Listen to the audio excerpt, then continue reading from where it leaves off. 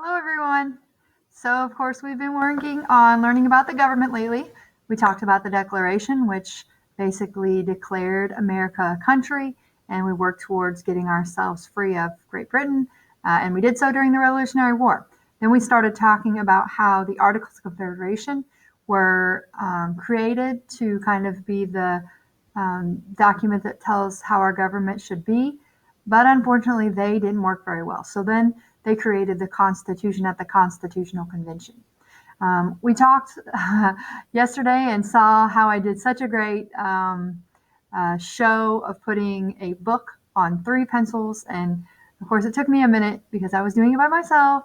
But you're able to balance a book on 3 pencils very easily compared to on 1 pencil. And we like to compare that to the fact that our Constitution has 3 branches of government.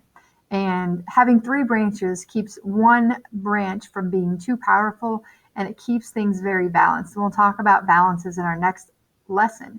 Today, we're going to actually talk about each of the branches of government. So remember, 3 branches. We have first the legislative branch, and we have the executive branch, and we have the judicial branch. We're going to start reading in 14.4 about the legislative branch. The legislative branch makes the laws. Okay, so if you will look in the text with me and begin reading as I read aloud. The main text of the Constitution is organized into parts called articles. Article 1 of the Constitution describes the legislative branch. This legislative branch, or Congress, has the responsibility of making laws. Congress is made up of 2 houses, the Senate and the House of Representatives. Every state elects 2 members called senators to the Senate. But in the House, the number of representatives depends on the number of people who live in a state. States with more people have more representatives in the House. To make laws, members of Congress write bills. A bill is a new idea for a law. If a majority of both houses of Congress votes to pass or approve a bill, it is sent to the head of the executive branch, the president. If the president signs the bill, it becomes a law. So it has to go through a couple of groups there. It can't just be the Senate or the House of Representatives says, oh, we want this, it's going to happen. It has to go through the Congress and to the president. And it says in the next paragraph, if the president refuses to sign a bill, Congress has the power to overrule the president's decision. But a 2/3 majority of both houses must vote in favor of overruling the president. Otherwise, the bill does not become law. So they have to have more people vote for it than they did the first time. And it is hard to get 2/3 of people in Congress to agree on anything. It says, in addition to making laws, the legislative branch has many other powers. The Senate has the power to approve or reject important appointments made by the president. For example, the Senate must approve the president's choice of ambassadors, which are representatives of the United States in foreign countries. The Senate must approve the president's choice of federal judges. It also approves members of the president's cabinet. So we're going to talk about those federal judges here in a little bit. But if we have an ambassador, it's someone who goes to another country and represents our country for us. So Caroline Kennedy is the ambassador to Japan. So she lives in Japan and then represents us at different various meetings in that country. All right, so it's cool if you get to be an ambassador in like a nice, tropical country. But if you're somewhere in the desert, in a dangerous place, I think I might have to pass if it was me. All right, in the last paragraph on this page, it says, Congress has some special powers in foreign affairs, which are matters between the United States and other countries. 2/3 of the Senate must approve any treaty between the United States and another country. And the United States can declare war on another country only with the approval of both houses of Congress. A lot of times in the past, presidents have gotten flack for declaring war on other countries, but I promise you they can't do that on their own. They have to get approval from the Congress. They can't just go pressing some red button and blow somebody up. It just doesn't work like that. It continues on to the next page. It says the Constitution also gives Congress the ability to control officials in the executive and judicial branches who abuse their powers. The House of Representatives has the power to accuse the president, judges, and other officials of serious crimes. This action is called impeachment. The Senate has the power to put an impeached official on trial. If the Senate finds the official guilty, the official must give up his or her job in the government. Now, you may be more familiar with this than other years because President Trump was impeached. Now, he was found not guilty, so he could continue to be president. There's been 2 other presidents that have been impeached also, but they have been found not guilty and been able to continue being president. And that is Bill Clinton in 1999 and Andrew Jackson in 1868. So those 2 were the other 2 presidents besides President Trump that have been impeached and then found not guilty. The last paragraph says, Article 1 also lists other specific powers of Congress, including the powers to collect taxes and to create national currency, which is a system of money. Congress's power makes the national government much stronger under the Articles of Confederation than it was under the Articles of Confederation. And below you can see a picture of the Capitol building. That is where Congress meets. So the representatives and the senators go there to meet. They each meet on a different side of the building. It's a huge building. I got to go there in 8th grade. It's pretty impressive.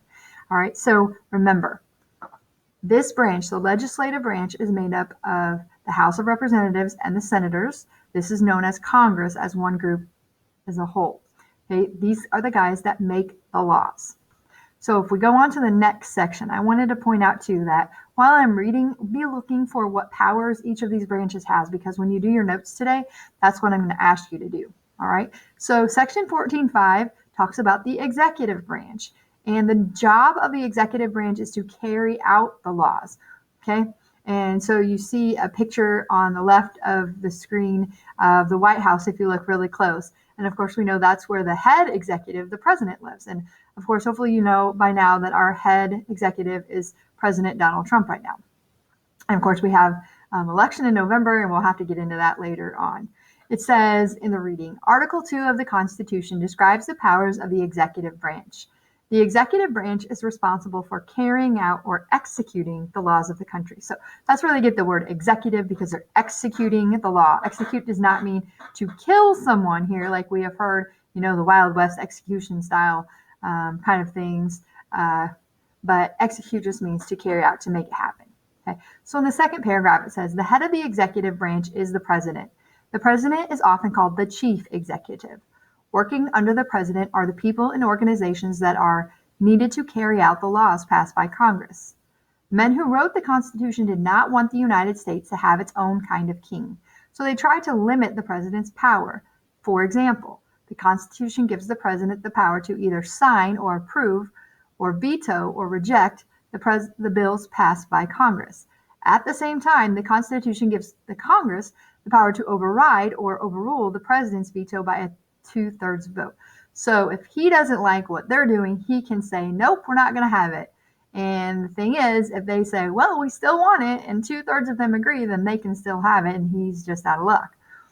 In the middle of the paragraph, or in the middle of the page, the paragraph starts, presidents cannot make laws, but they can try to lead the country by making proposals to Congress. One way that presidents make such proposals is by giving a State of the Union speech every year. Presidents use these speeches to suggest ideas for new laws. So you probably have seen the president giving a State of the Union speech. Maybe you're at home at night, sitting on the couch, watching your favorite TV show, and all of a sudden it's interrupted by a breaking news or something like that. And it's the president giving his annual State of the Union address. That's always in January every year. And so the president makes suggestions to the Congress of things he would like them to do. He talks about how he thinks things are going for the country and things like that. So it's a pretty important speech that he gives every year. Back into the reading, it says, the president has the power to call Congress together for a special session or meeting. This power is especially useful when a president believes that there is a national emergency. So I can think of, we talked about September 11th. I am certain that the president called a special meeting together when September 11th happened, because we had to figure out how are we going to respond to this terrible event that's just happened in our country. It says then in the text, the president shares power over foreign affairs with Congress. The president can sign treaties with other nations, but 2/3 of the Senate must approve them. As commander-in-chief, the president is in charge of the nation's armed forces, such as the Army and Navy, but only Congress can declare war. In the past, the president has actually, a lot of times you see presidents that served in the military. That's not quite as much the case in the present days, but in the past, they were always members of the military. So for them to be in charge of the armed forces made a lot of sense. So if we go back into the reading, it says, as chief executive, the president has the power to nominate or suggest people for important jobs in government. For example, the president nominates cabinet members, ambassadors, and federal judges. However, the Senate has the power to accept or reject the president's choices. So right now, we just had a Supreme Court justice pass away, and her name was Ruth Bader Ginsburg. I'm sure you saw it on the news if you were watching. Okay, so they have 9 judges on the Supreme Court. Well, now they only have 8. So it is the president's job to nominate who he thinks would make a good Supreme Court justice.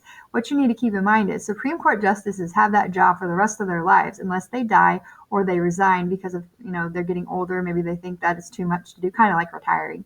But they don't have to be reelected every year. That way they can be free to feel like they can make the decisions they think are best without trying to be reelected and people trying to sway how they choose to vote. All right, so right now, the president has nominated Amy Coney Barrett for the 9th Supreme Court judge, the spot that's empty from Ruth Bader Ginsburg passing away. So we'll have to keep an eye on that and see what happens. But the thing is, he can't just say, oh, she's going to be the new judge. This actually has to go through Congress. So Congress is going to be basically having her come in and ask her a whole bunch of questions, and then they have to vote to see whether they approve her or not. If they don't approve her, then she just doesn't get in, and the president has to nominate someone new. All right, so back into the reading. It says near the bottom, the president has the special power to grant pardons to people who have been found guilty of crimes against the United States. A pardon is a release from punishment, but the president cannot give pardons in cases of impeachment.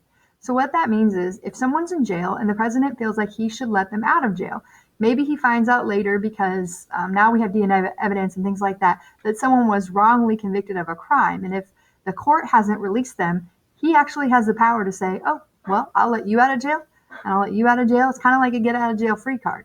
Okay, he has to be careful with what he does because, he's an elected official and people may not reelect him if they don't approve of what he's doing.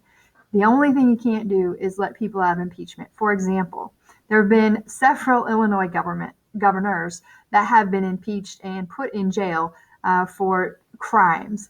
And he could not go and let one of them out of jail. If you've been impeached, you cannot get pardoned by the president. The bottom paragraph says, even though the president is only the head of the executive branch and not a king, most people see the president as the leader of the country. In many ways, especially in relations with other countries, the president represents the United States. And of course, that probably makes sense. We all kind of think of him as our leader. So far, again, to review, we've done the legislative branch, which makes the laws. That's the Congress. And we've talked about the executive branch, which carries out the laws. Now, the last branch we're going to talk about today is the judicial branch. Okay, it's easy to remember that judicial branches are judges because judicial and judge are very similar words. Okay, the job of the judicial branch is to interpret the law. So a lot of times when we think of interpret, we think about language. So if I speak French and you speak English, you may need to hire an interpreter to decide what I am saying, to translate it into English for you. Good thing I don't teach or know anything about French, right? So moving right along, let's talk about the judicial branch. It says in the text, Article 3 of the Constitution describes the judicial branch. The judicial branch has the responsibility for interpreting the nation's laws, settling disagreements between states, and protecting the Constitution. The judicial branch is headed by the Supreme Court. The Supreme Court is made up of 9 judges. The court's leader is called the Chief Justice. Justices are appointed by the President and approved by the Senate.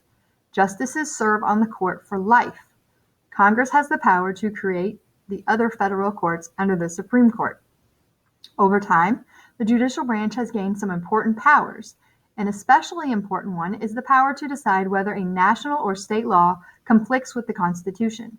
Such a law is called unconstitutional. Because the Constitution is the most basic law of the country, the judicial branch can throw out laws that are unconstitutional. So if they make a law and it seems against what the Constitution says, the Supreme Court or other courts can say, whoa, no, this can't be a law. This is not fair. This is not what our Constitution says. Back in the reading, it says the Constitution gives the judicial branch a similar power concerning treaties with other countries. If the court finds that a treaty violates the Constitution, it does not go into effect. Importantly, the judicial branch also has the power to interpret the law. That is, the courts have the power to settle disagreements about what a law means or how it applies to a particular situation. The judicial branch also has the power during impeachment trials. Most notably, the Chief Justice acts as the presiding judge in such trials. By using these powers, the judicial branch protects the Constitution and the rights of the Americans. If the actions of other branches conflict with the Constitution, the judicial branch tries to make sure that the Constitution always wins. So when they go to make decisions, they look at the Constitution. What does the Constitution say? What does it say about certain situations? And then they base their answers not on what, it's not supposed to be about how they feel about it, but what they feel the Constitution says about that topic. If you look in the picture, you will see a picture of the Supreme Court building. So also very cool statuesque building in Washington, D.C. And we're going to talk about some of these buildings coming up later next week, so stay tuned. All right, so again, a couple things to remember. We've got to go over this one more time. The legislative branch makes the laws. The executive branch, the president, carries out the laws. There's other people besides the president. We'll talk about that later. And then there is the judicial branch, which interprets the meaning of the laws. So, these guys wrote this document over 200 years ago. What does it still mean, right? Okay, so you can imagine that these three branches, like the three-legged stool, make our country pretty stable as far as decision making. And in our next lesson, we'll talk about how they check each other to make sure everybody's behaving themselves, which is kind of hard to come by sometimes these days. All right, so after we're done reading today, the next thing I want you to do is go to your notes, okay? Basically, you're going to fill out a page for each branch. So you can go back into the PDF, go into 14.4, and tell me the main responsibility, the members, and the key powers of the legislative branch. I'll tell you the answer to this one right now. The main responsibility for the legislative branch is to make laws. Congress is made up of the blank and the blank of blank. Look it up in the reading if you can't remember. And guys, when you're spelling things on here, if you're looking directly at the reading, then you should be spelling them correctly on your screen, please. Key powers are the things that the legislative branch has the right to do. There's more than I've given you room for there. Pick your favorites. I'm doing the same thing with the executive branch. What is the main responsibility? Who are the members? And what are some of their key powers? And then, of course, the judicial branch. What is their main responsibility? Of course, we know that is to interpret the laws. Who are the members? And what are their key powers? There's only 4 for that one, so I'll let you off a little bit easy. All right, so that's your job, do the notes. And then after you've done the notes, I just have one more thing to do, which is one of the fun Schoolhouse Rock videos. I'm not sure how you're feeling about them, but I don't know. I think they're just kind of fun to watch and enjoy every now and then, lighten up everything. So I hope you guys are having a good day. I hope that you have luck with this lesson. If you have any questions, remember to email me or message me, however works best for you. And I'll see you later.